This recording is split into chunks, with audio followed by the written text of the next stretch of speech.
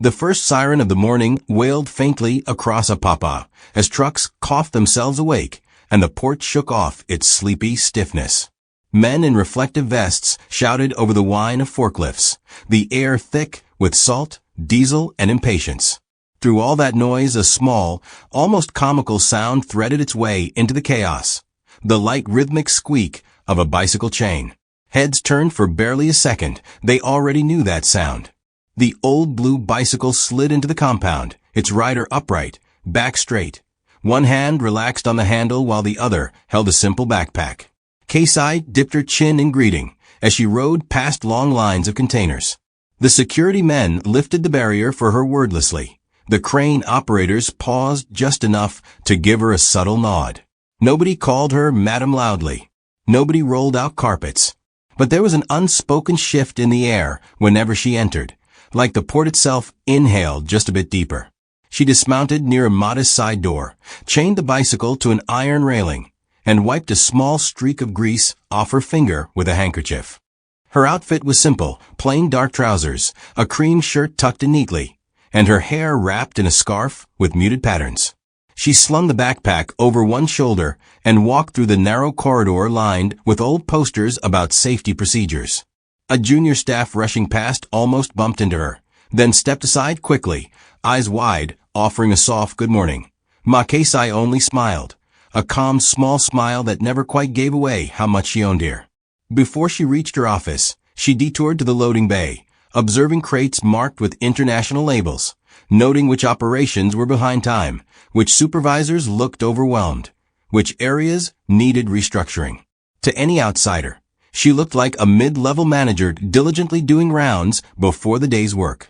Upstairs, the main boardroom was prepared for a 9 a.m. briefing, charts on the wall, laptops open, a projector waiting to be turned on. A thick file with her name on the spine sat at the head of the table. Kesi Logistics and Maritime, Ltd. Weekly Operations Report. It was her company, her vessels, her routes, her contracts stretching from Lagos to Tima, Cotonou to Freetown. Yet if you asked the random man outside who owned those ships, he would point to some imaginary big man in a suit, never to the woman on the blue bicycle. Kesi liked it that way. Power that sits quietly is harder to attack. As she entered the boardroom from the smaller inner door that only a few people used, two senior managers stood up out of habit. One of them started to say, "Good morning, Madam Kesi," then lowered his voice. She nodded, closed the file, and looked out the glass window at the rows of containers below. Another day of quiet control had begun. By mid-morning, tension had already started to simmer at berth 3. A container vessel from Ghana with time-sensitive goods had docked late in the night, but paperwork mismatches and system glitches had frozen everything in place.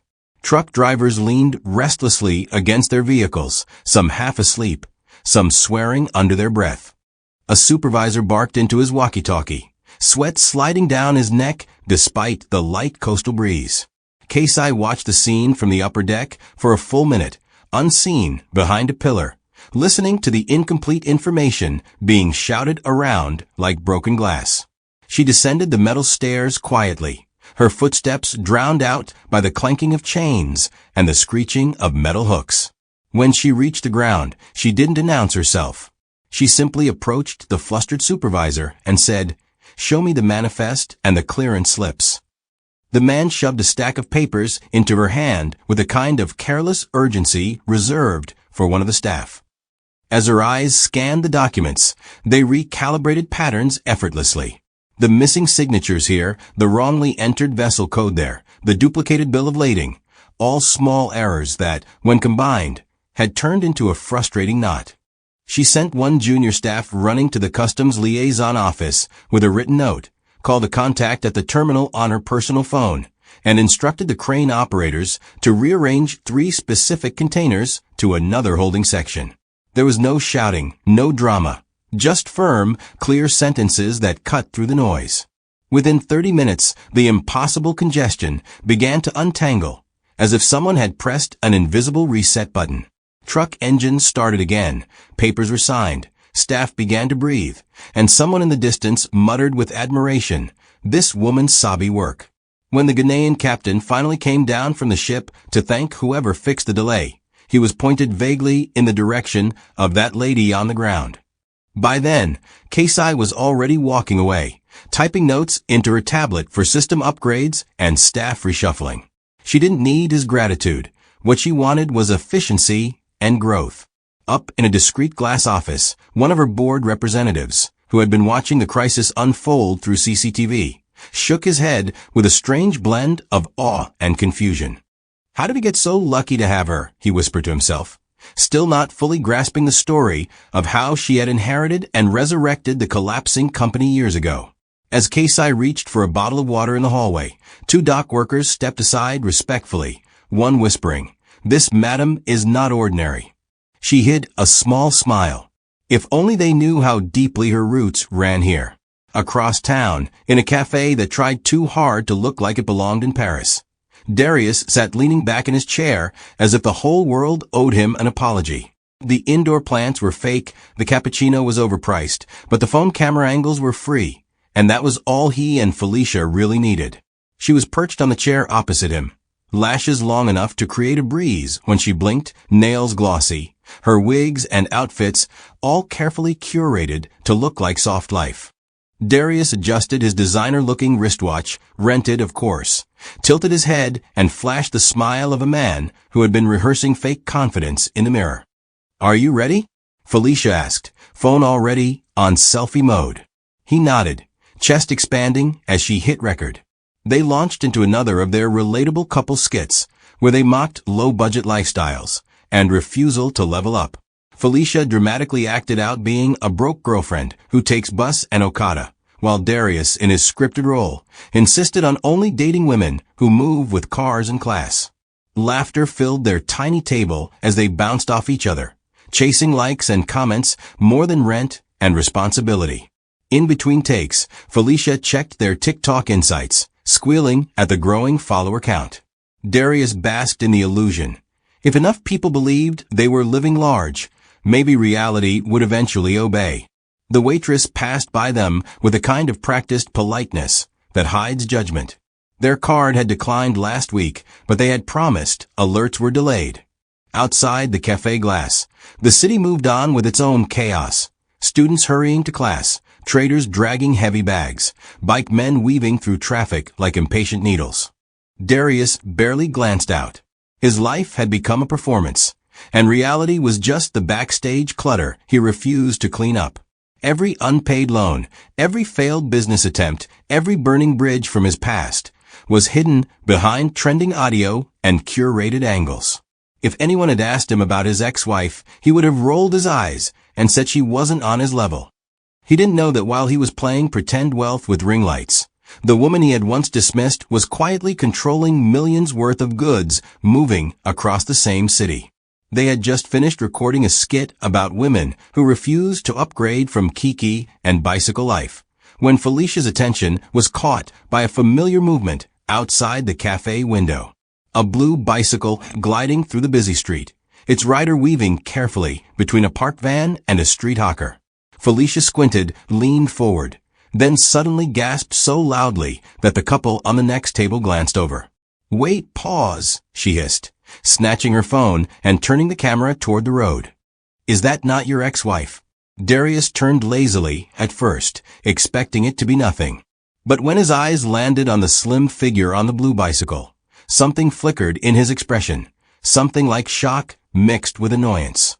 Yes, it was Kesi, scarf tied, backpack strapped, pedaling with the calm of someone who had accepted her place in life.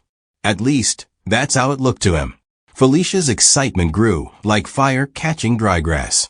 "Oh my God, content has come to meet us," she exclaimed, already zooming in on Kesi's back as she rode past. She angled the camera so their faces appeared in the corner, laughing. "Guys, see what we were talking about," Felicia said, sliding into her influencer voice. "Some women are still riding bicycle in this Lagos. Bicycle in 2025. When their mates are entering Benz and foreign Uber." Darius, eager to impress, leaned into frame, chuckling. "My XO. Some people don't like to move forward in life," he added, not caring that his words were loud enough for the people at the next table to hear. Laughter rippled through the cafe, not because everyone agreed, but because mockery is a cheap entertainment and nobody wanted to miss the show. For a brief, quiet second, as Kesi's bicycle crossed the open stretch in front of the cafe, her eyes turned slightly and met the glass. She saw them, Darius' familiar face, Felicia's exaggerated laughter, the phone being pointed like a weapon.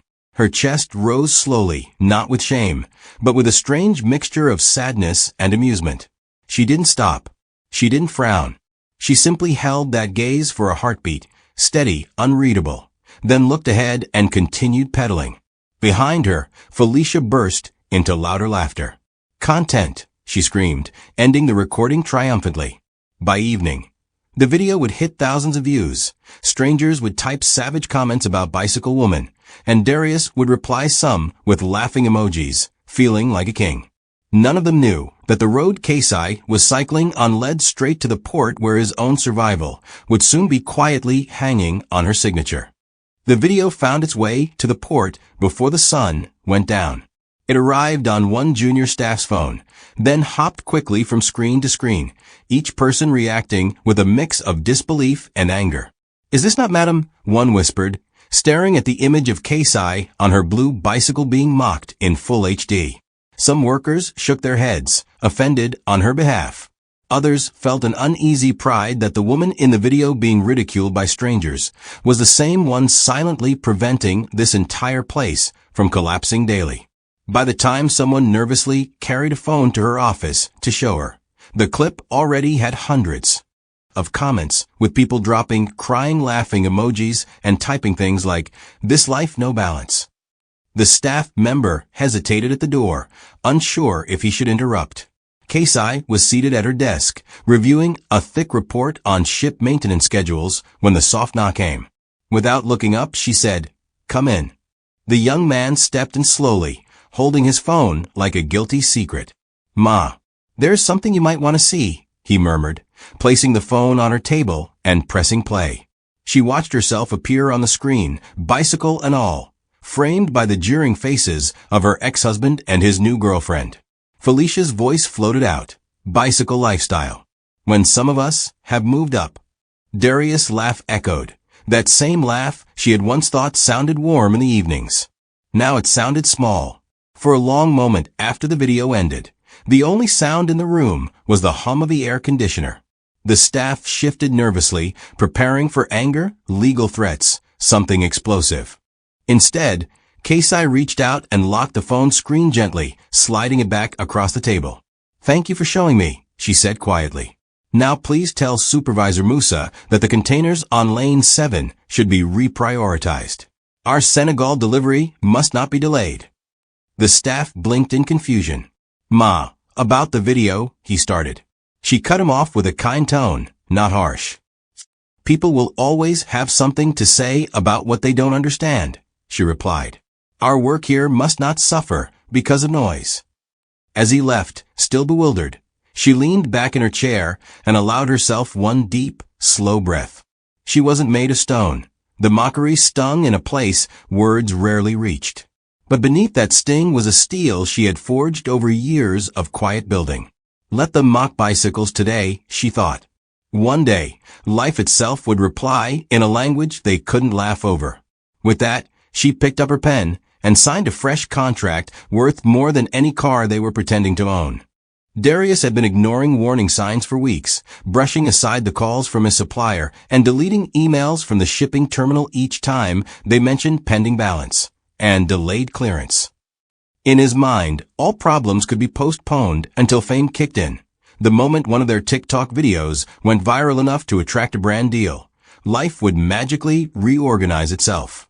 But that morning, as Felicia posed in front of an empty shoe shelf pretending to do an unboxing video, Darius's phone buzzed with an urgent message from his clearing agent. "Your goods are stuck. Terminal says shipment cannot be released until outstanding charges are cleared. 27 million. Darius stared at the screen, his heart dropping like a stone thrown off a bridge. 27 million? He didn't even have 27,000 in his account after paying for Felicia's weekly salon appointments and their constant restaurant outings meant to keep up appearances. When he tried calling the agent, The man answered in a tight voice, frustration leaking through every word. "Oh, Darius, I've been talking and talking. They say the owner of the shipping company is strict. No payment, no release. I've begged, nothing." Darius felt the cafe walls closing in around him. Felicia, oblivious, continued adjusting her wig and recording soft life affirmations. He couldn't tell her yet. He wasn't ready for her judgment. Instead, he stepped outside, pacing furiously, wiping sweat from his brow even though the sun was mild. How could this be happening now? This was meant to be his big comeback. Electronics he purchased on credit, hoping to sell at high profit. If he didn't retrieve them soon, the goods would rot financially, bleeding him dry. Every plan he'd made, every lie he'd told Felicia about business picking up, was balancing on a thin thread, now snapping one fiber at a time. After 20 minutes of pacing, he finally told Felicia. She didn't gasp, didn't support him, didn't even blink. She exploded. "Are you mad? Do you know how many people are expecting us to host that soft life giveaway? Content creators don't have time for irresponsible men," she shrieked, drawing stares from passers-by. Darius tried explaining, hands waving helplessly, but Felicia was not interested in problems, only in how they threatened her image. "You must fix it," she screamed. "Find a way to get the shipment out. Beg them. Threaten them. I don't care." As she stormed past him, heels clicking angrily, Darius felt a sudden, sinking realization creep into his bones. He had built his identity on lies, pride, and borrowed things. And now everything was slipping through his fingers like water he could neither hold nor control. Felicia's entire world was carefully constructed, layers upon layers of borrowed aesthetics, rented props, and pretended wealth.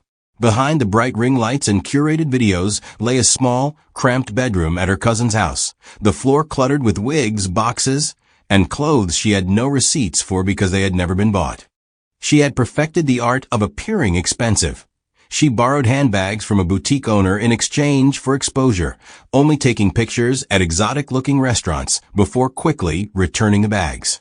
Every day, she crafted 3 personas: the wealthy influencer for her audience, the high-maintenance girlfriend for Darius, and the desperate people-pleaser behind closed doors. But with the news of Darius's failing shipment, her fragile foundation began trembling like a glass house facing a storm. She climbed into a taxi, furious, scrolling through her phone as she ranted in long voice notes to her friends about Darius, embarrassing a woman of status. But as her screen reflected her worried expression, a quiet fear gnawed inside her. She wasn't ready for her real life to come crashing into public scrutiny. Her debts were growing, hair vendors she owed were calling nonstop, a makeup artist was threatening to expose her, and her cousin had warned her to move out if she didn't start paying rent soon.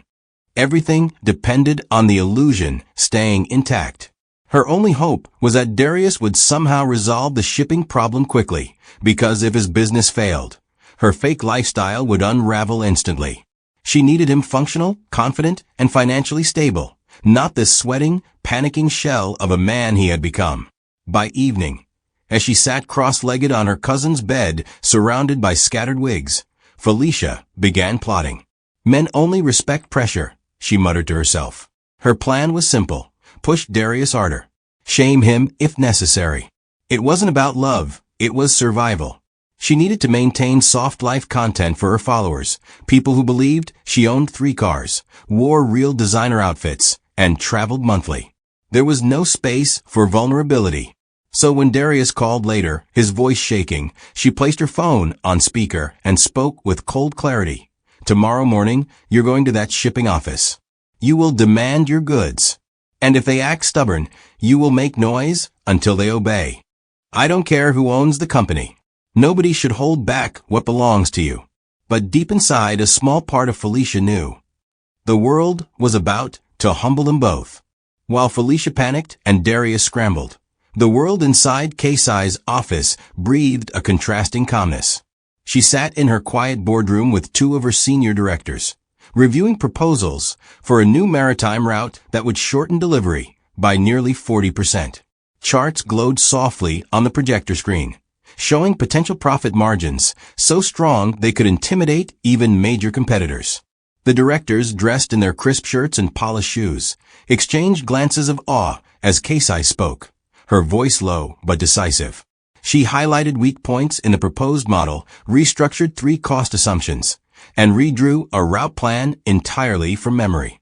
She was a strategist, an architect of efficiency, the kind of mind that didn't need loudness to command attention. When she paused, one director murmured, "Ma, you could be running an entire region." Kesi only gave a faint smile. She did not crave titles, she craved impact. After the meeting, she stepped onto the balcony overlooking the harbor. The ocean breeze lifted the corners of her scarf as she watched her ships, giant metal beasts carrying fortunes, being loaded. One vessel was named the Omaio, after her mother, another, the Iridi, after her grandmother. These were not just ships, they were tributes, legacies riding the waves. She remembered the near collapse of the company after her father's death, the relatives who believed she was too gentle to run a logistics empire, and the nights she stayed up studying maritime codes and shipping law until dawn. Every inch of success she had now had been forged from grit, sorrow, and stubborn resilience. She did not inherit a throne. She rebuilt a fallen empire. Later, in her private office, her assistant brought in a new contract, a foreign investor offering to buy 40% of her company for a staggering price. Kesi turned the paper slowly, tapping her fingers on the desk. She didn't need the money. Not with 4 profitable ships, countless clients, and a reputation spreading across West Africa. She closed the file, gently. "We expand on our own terms," she whispered. She had no idea that at that very moment in another part of Lagos, a man who once dismissed her as too simple was losing sleep over a shipment he didn't know belonged to the quiet woman on the bicycle. The following morning, Darius arrived at the port sweaty, anxious, and vibrating with fear. The shipping terminal towered over him like a giant he could not fight. Truck horns blasted, trotro buses honked, men shouted instructions in harsh rhythms, and cranes swung overhead like indifferent gods. Darius felt small, very small. He approached the reception desk with false confidence, adjusting his shirt and leaning forward like a man who still believed he mattered. "Good morning. I came to clear my goods. They're delaying unnecessarily," he said, already raising his voice. The receptionist barely looked at him as she typed his shipment code into her system. Her expression shifted from routine to flat irritation. "Sir, your goods cannot be released. You owe $27 million. Until that payment is made, nothing moves." For a moment, Darius laughed. A desperate, hollow laugh. "You don't understand. I will pay. Just release them first," he said, waving his hand like someone brushing away mosquitoes. The receptionist closed her system gently and looked at him with the calmness of a woman who had seen thousands like him. "Sir, this company does not operate on IOUs. The owner is very firm. No payment, no release." Darius's stomach twisted. Owner? He had never bothered to check who that was. In his mind, it must be some old foreign businessman or one Lagos big man with a deep baritone voice. Someone he could persuade, flatter, or manipulate. He leaned closer. "Where's the owner? I will talk to them directly." The woman picked up her intercom and made a call. "They're in the office. You can go upstairs." As he climbed the stairs with Felicia, who had rushed over in a hurry, his mind raced. He rehearsed lines of persuasion, invented reasons, prepared emotional theatrics, even thought of using Felicia's beauty as advantage. They were so desperate they would try anything. When they reached the top floor, the atmosphere shifted. The hallway was quiet, clean, cold, expensive looking. This was not the environment of poor management. Felicia squeezed his arm. "We must win this," she whispered. They were ushered to a large glass door with a gold-plated nameplate. The staff member knocked once, waited, then opened it. "Ma, the people requesting special clearance are here." Darius straightened his clothes, inhaled deeply, stepped inside with confidence, then froze so violently his breath caught midair. The office was spacious, elegant, and silent, sunlight filtering through wide windows, casting gentle reflections on the polished wooden table. A woman sat at the head of a conference desk, her back partially turned as she signed documents with slow, controlled movements. Her scarf matched her cream blouse, her posture calm, her fingers precise. Darius took one step in and felt his knees weaken. Felicia, expecting a foreign multimillionaire, stepped forward eagerly, until the woman lifted her head, until she turned, until her eyes, sharp and unreadable, met theirs in a steady, unhurried gaze. Felicia gasped aloud and grabbed Darius's arm. Darius's throat tightened, like someone had wrapped wire around it. It was Kesi, in the owner's chair. For several seconds, the room held nothing but stunned breath. Kesi blinked once, slowly, like someone adjusting her vision rather than reacting emotionally. She placed her pen down, interlocked her fingers, and leaned back in her chair. "Good morning," she said softly, her voice a controlled river. Darius stuttered, Kesi? You work here?" She tilted her head, slightly. "No, Darius. I don't work here." She allowed a beat of silence to stretch across the room, thick and suffocating. "I own here."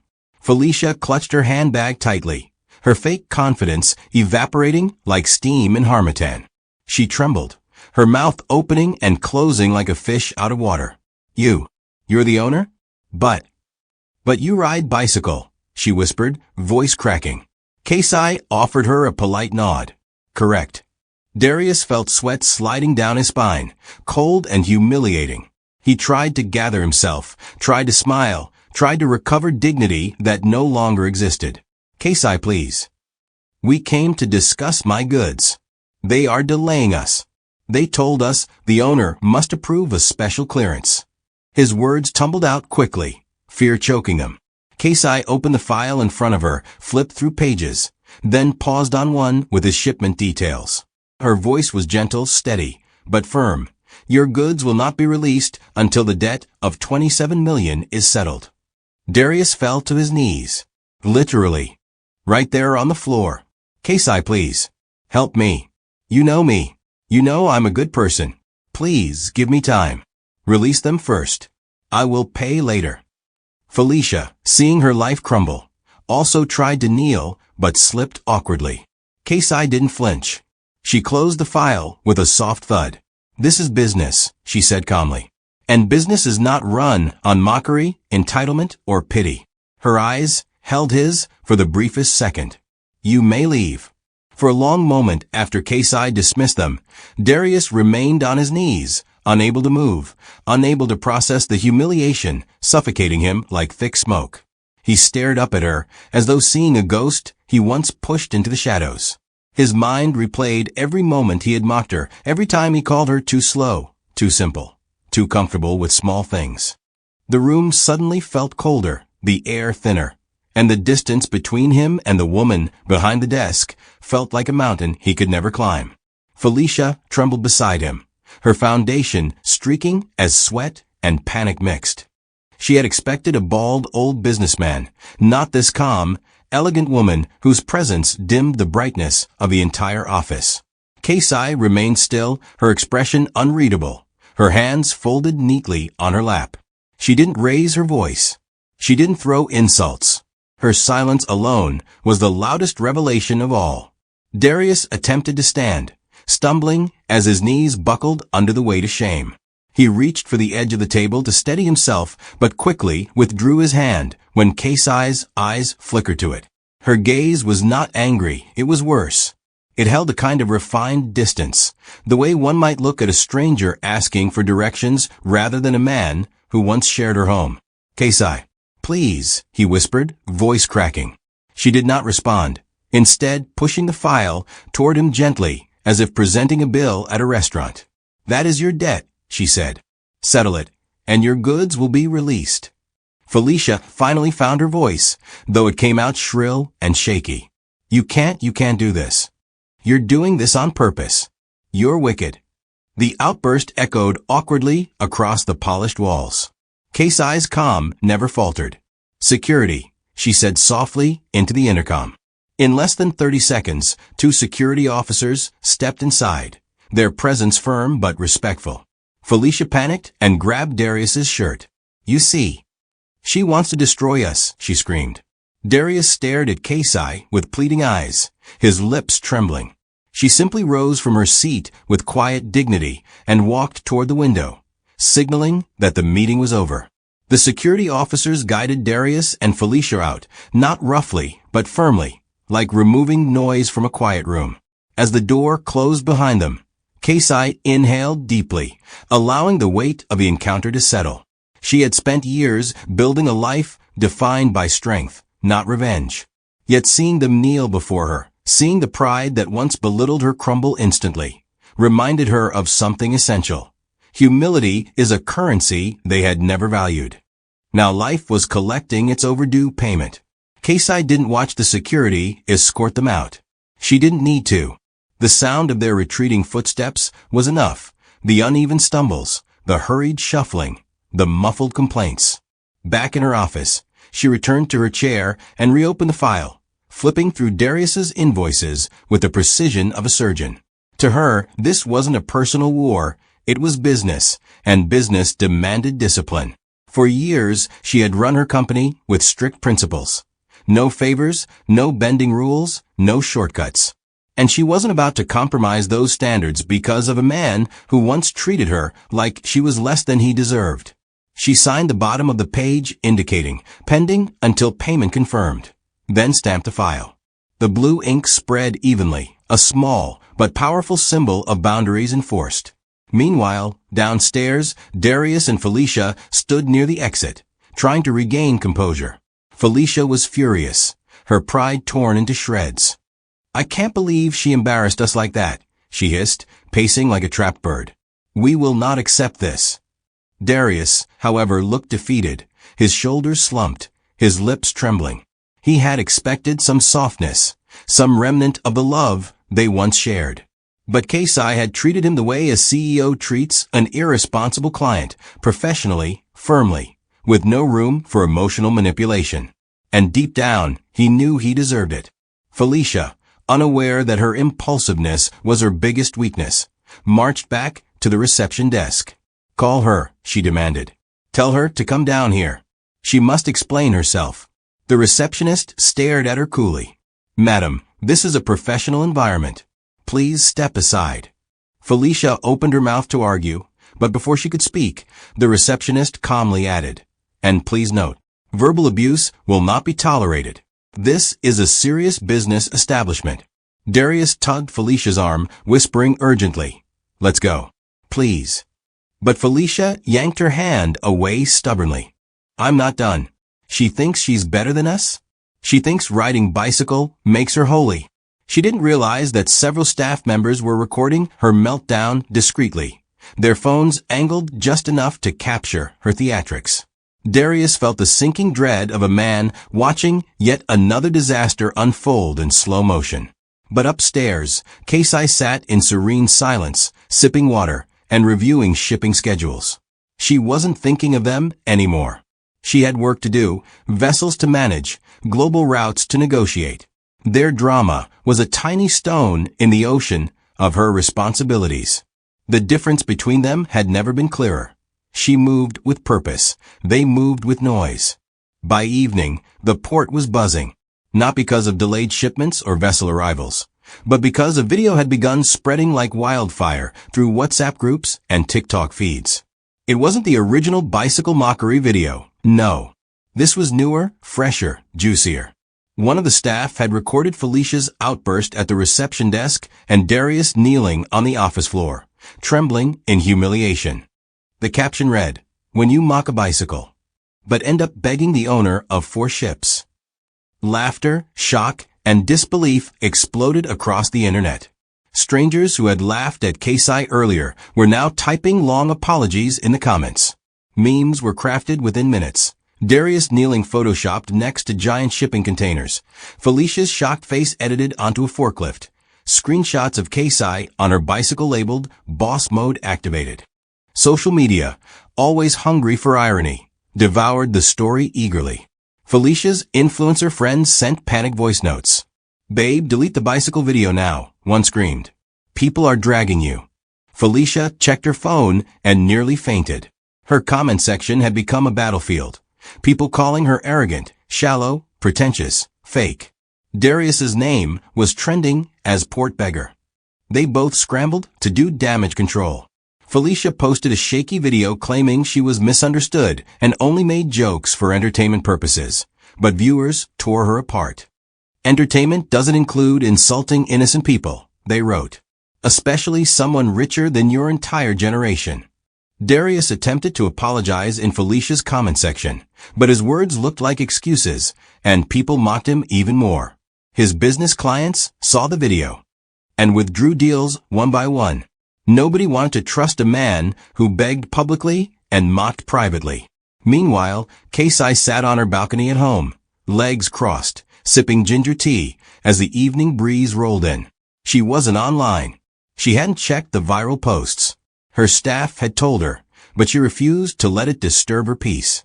What mattered to her was that her business maintained integrity, her workers were respected, and her heart remained unclouded. She watched the sky shift into soft twilight and thought about how life always balances itself out. You don't need to avenge yourself. The universe has a way of arranging poetic justice better than any human plan. While Felicia scrambled to repair her image and Darius tried calling everyone he knew for a loan, Kesi simply breathed, calm and victorious, without lifting a finger. The next day was the worst day of Felicia's life. She woke up to dozens of missed calls from brands she had previously begged to work with.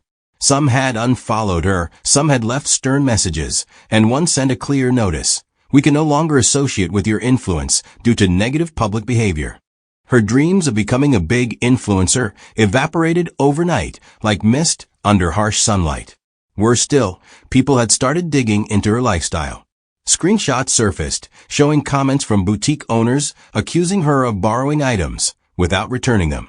A hair vendor posted a voice note of Felicia promising to pay next week months ago. The curtain had fallen, exposing the truth she had desperately hidden. Her entire image was a house built on borrowed sand. When she tried to push back, posting another teary apology video, people only mocked her harder. Cry with full makeup, they commented. At least return the wigs. Felicia's cousin, tired of the embarrassment, slammed her bedroom door open and shouted, "You must leave this house by the end of the week." Her life was collapsing from every direction. Debt collectors, who once tolerated her excuses, now threatened legal action. Nobody wanted to help her. Even her closest friends distanced themselves overnight, deleting old photos and acting like they barely knew her. Felicia spent the afternoon pacing, crying, cursing, then crying again. She didn't know who to blame, herself, Darius, or Kesi. In her moments of clarity, she knew the mockery video had ignited the downfall. But pride prevented her from admitting it. By evening, she went to Darius's one-room apartment with her suitcase, demanding, "You must fix your life so mine can stabilize." But Darius, shattered, looked at her with the empty eyes of a man whose pride had been crushed too deeply to recover. "I can't fix anything," he said, voice small. "I'm finished." Felicia exploded again, calling him useless, calling him cursed, calling him dead weight. Their argument was loud enough for neighbors to gather outside. Someone laughed, someone recorded. Darius placed his hands on his head, pacing in circles. "Leave me alone," he finally cried out. But Felicia, now homeless and drowning in humiliation, refused to let go. Their chaos became the neighborhood's entertainment. Two people who once mocked others, now reduced to a spectacle no one wanted to help. In that moment, Felicia finally understood a bitter truth. She never truly had the soft life. She only borrowed it, and now the owners had come to collect. In the days that followed, Darius's life collapsed like a structure built with termites eating from within. His landlord, who had tolerated small excuses for months, suddenly appeared at his door with a harsh final notice. Payment today, or move out. It wasn't personal. The landlord had simply seen the viral video and no longer trusted Darius's promises. His relatives stopped answering calls.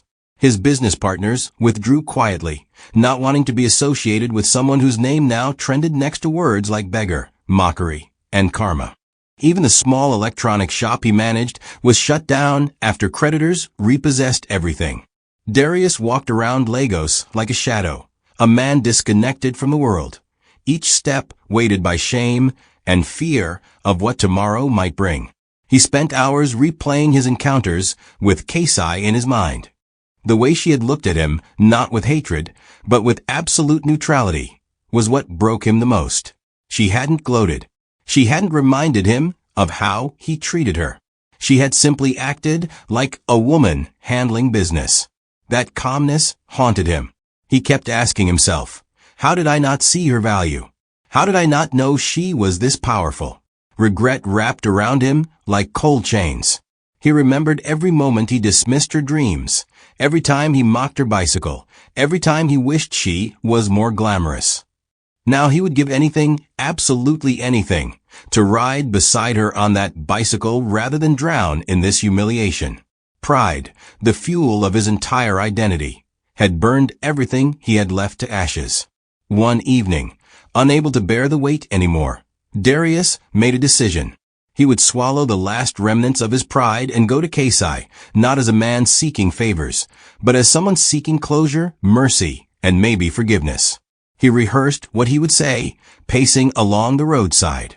Kesi, please. I know I failed you. I know I mocked you. I'm sorry. But words felt useless compared to the magnitude of his downfall. The sun was setting when he finally walked toward the port, hoping to catch her as she left work. His palms were sweaty, his voice shaky, and his heart heavy. He didn't know what he expected, but he knew one thing with painful clarity. He had destroyed the only relationship in his life that was real. Now all he had left was the desperation of a man standing at the edge of his own ruin. Darius reached the port just as workers were closing for the day. The sun hung low, painting the steel containers gold, and the breeze carried the scent of salt and engine oil. He spotted her instantly, Kesi unlocking her blue bicycle, adjusting her scarf like a woman whose peace could not be purchased or borrowed. Darius swallowed hard, wiped his sweaty palms against his trousers, and walked toward her with the slow, uneven steps of a man approaching his own judgment. When she turned and saw him, she raised a brow, more curious than surprised. You again, she said quietly. He dropped to his knees before she could say another word. Gasps rippled across the workers, heading home. Kesi, I'm begging you, he said, voice cracking. Please. Forgive me. Help me. I've lost everything. I was blind. I didn't see you. I didn't value you. I mocked what I should have cherished. His tears hit the dusty ground as he clasped his hands together desperately. Workers slowed down, watching, whispering, recording. Kesi looked down at him, not with anger, not with joy, but with calm, steady clarity. The scene felt painfully ironic. The same man who mocked her bicycle was now kneeling in front of it, broken. Felicia stood behind him, arms crossed, face swollen from crying, but still clinging to whatever pride she had left. Kesi, just help us, she snapped. If not for him, at least for womanhood. Kesi blinked slowly. You insulted me yesterday. You mocked me for years. Womanhood. Felicia faltered. Kesi exhaled deeply. I am not your savior. I am not responsible for the consequences of your choices. She mounted her bicycle, balanced it gracefully, and added softly, Stand up, Darius. The world is teaching you what I tried to tell you gently. Then she rode away, leaving him kneeling in the fading light. The next morning, Kesi returned to work as though nothing had happened. Her staff asked cautiously if she was all right. She nodded, reviewing vessel schedules with normal composure. But inside, something quiet had settled, a sense of final closure she didn't know she needed. For years, she wondered if she had been the problem, if she had failed as a wife, if she hadn't been good enough. But seeing Darius kneeling before her proved what she finally understood. She was never the issue. His pride was. His hunger for validation. His addiction to appearance over substance. She realized she had carried guilt she never deserved. Later that day, Darius requested a formal meeting again. Kesi approved it, not out of kindness, but out of professionalism. When he walked into her office, trembling, she remained seated. I'm not here to beg again, he said, voice small. I just want to say, I'm sorry. Truly. She listened without interrupting. When he finished, She spoke with quiet steel. Darius, life is not punishing you. Life is teaching you. Her tone was not cruel, it was factual. I don't hate you, but I cannot save you. She signed a document and slid it toward him. Here is your repayment plan. Clear it, and your goods will be released. Until then, there is nothing more to say. It was her cleanest, gentlest final statement. He nodded, tears gathering again, then left with the heaviness of a man who finally understood the full cost of his past. Felicia did not handle the downfall with half the grace Darius attempted. She blamed, screamed, threatened, and insulted him until neighbors began knocking on the wall. Everything spiraled the night she discovered Darius could not secure even a fraction of the 27 million he needed. So this is my life, she shouted. Me? Felicia the influencer? Living with a broke man trending for kneeling down at port? Darius was too exhausted to respond. He sat on the floor with his head in his hands. Then Felicia snapped completely. She recorded a long, furious voice note dragging his name, calling him useless, blaming him for her life collapsing. She sent it to 3 friends, but within minutes, it leaked online. The entire city heard her insults. The backlash was brutal. People mocked the both of them as a comedy duo of entitlement. Felicia packed her things and left before dawn, leaving Darius alone in a room that suddenly felt too small for regret, shame, and silence. He didn't chase her. He didn't have the strength. All he could think about was how differently life would have been if he had valued Kesi instead of chasing illusions. Meanwhile, Kesi's world blossomed. Her shipping company was nominated for an International Maritime Award, and the recognition sent waves of pride through her entire team. Journalists called her the silent force of West African shipping. Her employees celebrated her with a modest office gathering, no grand speeches, just heartfelt gratitude. You changed this company, one manager said softly, and you did it without noise. Kesi smiled, humbled. Her new shipping route launched successfully, earning millions within weeks. Unlike others who flaunted success, she remained grounded. She cycled to work, reviewed spreadsheets herself, and ensured her workers received bonuses. She understood that real power lived in humility, consistency, and focus, not in flashy shows or loud announcements. As the award ceremony approached, a journalist asked, "How did you stay unnoticed for so long while achieving so much?" Kesi simply smiled. "Because I was working," she replied, and it was the truest answer she could give. On a quiet Sunday morning, Kesi rode her bicycle through the port as usual. The workers waved cheerfully, respecting her not because of her wealth, but because of her character. She paused at the edge of the dock, watching one of her ships, the Io, preparing to sail. The sun shimmered on the water. It felt like life had come full circle. Her phone buzzed. A friend had sent her a viral TikTok compilation titled, "The Woman They Mocked. The Boss They Begged." Kesi laughed softly, not mockingly, but with the warmth of someone finally at peace. She put her phone away, placed both hands on her handlebars, and took a deep breath. Her bicycle was no longer a disguise. It was freedom. A reminder that she didn't need a car to prove success, nor validation to feel whole. She had built her empire quietly, and the world had discovered her loudly. As she rode through the port one last time that morning, the wind grazing her face, Kesi whispered to herself, "Some victories don't roar. Some victories simply ride." Please like and subscribe. Your support means the world to us.